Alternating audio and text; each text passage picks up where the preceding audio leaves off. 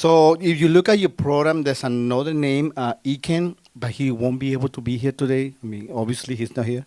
He felt sick, so he wasn't available. He wasn't able to come to the show and tell his story. So I was just going to host the show. I wasn't going to share a story. So I know it's late, but how does everybody feel so far? Do you want to hear another story?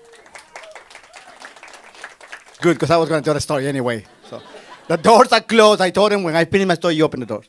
So you're going to have to hear my story anyway.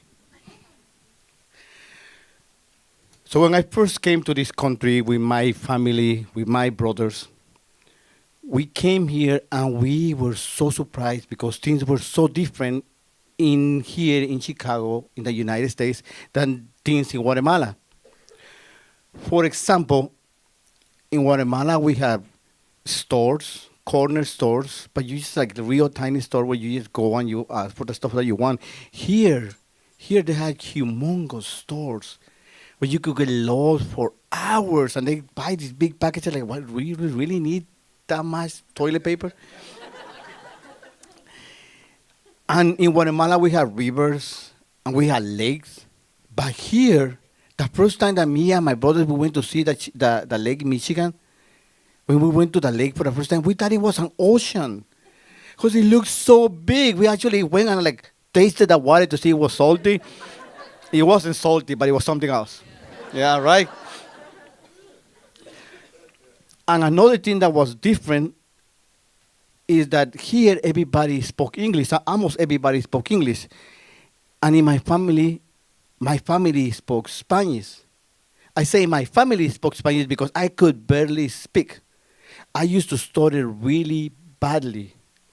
My father used to send me to the store to order things to the corner store, and he used to force me to go to the corner store so I could learn how to talk. I used to have really, really bad stuttering. And then my father's way to get me over my stuttering kind of worked a little bit. So when I came here, I was trying to get over my stuttering, but then with the English and the call and everything so different, I started to stutter again whenever I tried to talk. So I thought to myself, oh, great. Now I'm going to be a bilingual stutterer. Another thing that was different was that in Guatemala, we used to go to school during the summertime and had the winter off. Here is better because kids go to school during the winter and they had the summer off. So we got here like at the beginning of summer. That meant we didn't have to go to school. We could spend the whole day at the park, and we could spend the whole day at the lake. But every day, instead of going to the lake or going to the park, my brothers and I, we used to spend the day in a little tiny apartment watching TV. Because everywhere that we went, we felt strange. We felt alien. We felt like we didn't belong. In fact, the only place that we felt like we belonged, that we were at home, was at home. Because on our little tiny apartment, we could watch TV in Spanish. We could watch Univision. We could watch Telemundo. We could watch the shows that we used to watch in Guatemala. And then in the afternoon, when my mother came back from work, she would change the channel to her novelas, to her soap operas. And in Guatemala, guys, men are not supposed to watch soap operas. But here we were like, oh, novelas! And we were still with Ramon watching the novelas, really excited about it. The best part was on the weekends. Because on the weekends, my mother used to come from work on Friday night, and she used to send me and my brother to the video store. Remember those? Well, some of people here are too young, but we still had to go to the video store, walk like 5 blocks so we could rent a movie before we did watch Netflix and chill. You actually had to go outside to the cold, chill winter and get the movies outside. But we didn't care because this was 3 movies from the Mexican movies, from the Spanish movie selection at the video store. In Guatemala, we were so poor that we never went to the movie theater. And here we could watch 3 movies in one night. It was amazing. But everything amazing, of course, comes to an end. And our amazing thing came to an end when we had to start going to school. And I remember on the second week of school, my brother came back from school and he was really worried. And I asked my brother, why are you so worried? And he's like, I have a test tomorrow. I'm like, why is he so worried? He's smarter than me. He can memorize anything better than me. So I asked him, like, why are you so worried? He's like, well, I had to memorize the names of the capitals and the name of the states and the capitals. I'm like, what's the big problem? You can memorize anything. He's like, and then I had to go in front of the classroom and say them to the whole classroom, and then I got scared. Because the idea of an oral test was scary to me. Like I told you, I used to stutter. In fact, a couple of days before, my mother had taken us on a sightseeing tour of the city. And we had just been in school for a couple of days, but like any other immigrant, as soon as you start to learn one or two words in English, you become the translator for the family. So somehow my mother thought that I could translate for the family, even though I stuttered. So we were sightseeing and we got lost. And my mom was like, ve a preguntarle al policía. Go ask the police officer for directions. I'm like, yo? Me? And I tried to argue with my mom, but you could see where that was going. She was like going to argue better than me. So I decided, okay, I'm not going to argue with my mom anymore. So I started to walk in front of the family, and I like walk really fast, and I walked to the police officer. I'm like, I started to pretend like I was talking to him, and like making signs, and then I went back to my mom, and I told my mom some made-up directions. We got lost really badly. I didn't help my family that day. So now that my brother is telling me all these things that he has to do, I'm thinking to myself, I'm going to help my brother, because the other day I like really messed up. So I told my brother, you know what? I'm going to write the names of the states and the capitals on a piece of paper, show it to you, and you repeat it to me. And he's like, okay. So I wrote the first one and showed it to my brother, and he's like, Iowa. I go, yes. He was trying to pronounce Iowa. The thing is that in our 2 weeks going to school, the only thing that we have managed to learn was the A, B, C, D, E, F, G. Every immigrant learns that song.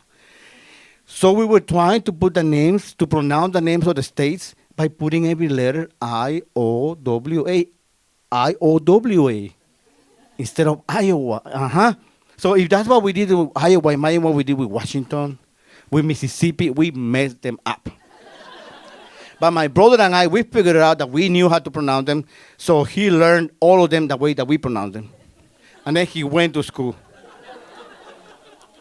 So the next day, I'm waiting for my brother, because we spent the whole night studying. I'm thinking like, yeah, he's going to ace that. He's going to do so good. I'm waiting for my brother. My brother comes from school. I'm like, so how do you do? And my brother I'm like, no, how do you do? And my brother starts crying. And then he tells me that everybody laughed at him, that the students had laughed at him, and that the teacher had screamed at him that he had not studied.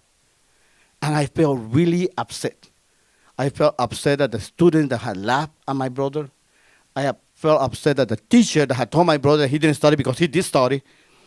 And I felt upset at myself because I could not help my brother. So I told my brother, you know what? We're doing this wrong. From now on, no more Univision, no more Telemundo. We're not going to watch TV in Spanish anymore. We're going to watch TV in English only, so we could learn English. And my brother's like, okay. So we started doing that. Whenever we came back from school, we started to watch TV in English. We started to watch The Cosby Show before we learned about the sexual allegations about Cosby. We watched Roxanne before we learned that Roxanne hates undocumented immigrants. And we used to watch The Simpsons on Fox before we learned as immigrants we shouldn't be watching Fox at all. And then, when my mother came back from work and switched the channel to the novelas, we didn't watch novelas with our mom anymore. Instead, we went to our room to practice the words that we had learned, like, Kawabanga! Eat my shorts, dude! And then sometimes my mom would come into the room and she'd be like, ¿Están hablando de mí? Are you guys talking about me? And sometimes we were. But most of the time we were trying to learn the new words that we had learned. The only time that we allow ourselves to watch TV in Spanish was on the weekends because we wanted to watch the movies that we couldn't watch before. But then a couple of weeks later, I realized that we were not learning English fast enough. So I told my brother, we're going to rent one movie in English. We didn't ask permission. We just went to the movie store, to the video store, and we rented one movie in English. And the lady at the video store is like, you sure? You sure this? And we were like, yeah, good. Yeah, good. And we took the movie. When we got home, we put one of the Spanish movie song, and we watched the Spanish movie. And then when that ended, I just took that English movie and put it on the VCR. I was going to say the DVD player, but no. The VCR, and I pressed play, and we started watching. And it was an Eddie Murphy role special. In case you haven't seen it, I thought it was a regular movie with a beginning, a middle, an end. We're going to understand the plot somehow, but no. It was this guy that was just telling jokes, one after another one, like really fast. And my brother and I like,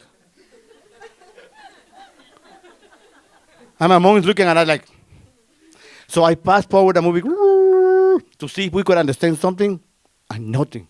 I fast forward the movie again, nothing. I fast forward the movie one more time, and then I saw that the guy, the funny guy, was moving his leg up and down to the sound of the music. Dun, dun, dun, dun. Dun, dun, dun, dun. He did a little jump. Boom, boom. He did the moonwalk. He was making fun of Michael Jackson. We knew who Michael Jackson was. He was so freaking funny. And my brother and I, we started like, funny. And I looked back at my mom, and my mom's like, so I told my brother, because my mom was looking at us, and she was looking at us as if we were strangers, as if we were aliens, as if she didn't know us anymore. So I told my brother, why don't you go into the kitchen and get some popcorn and some sodas? And my brother hated every time that I bossed him around, but he loved popcorn and sodas. So he went in there, he put it in the microwave and everything. And while he did that, I took out the movie in English and I put another movie in Spanish. And when my brother came back, he's like, he looked at the TV and he looked at the movie in Spanish, and he looked at my mom and he went to sit by my mom. And my mom cuddled up with my son, and they hugged. And I was sitting in the middle of the floor between the TV and the sofa, and I looked back at them and like, cool. Like I wanted to do that, but I was 15 years old, so I was too cool to do that. So I sat on that other sofa, and I just looked at my brother and my mom. And I understood in the moment that yes, we needed to learn to speak English so we could get a good job and a good education. And we needed to get used to this country. But at that moment, in that tiny apartment, we needed to be a family. Thank you.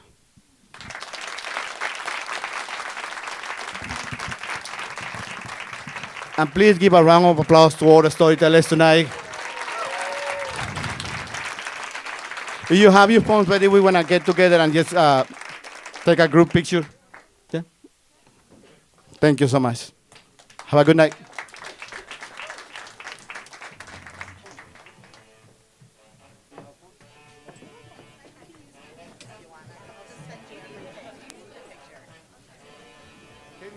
Can you help me?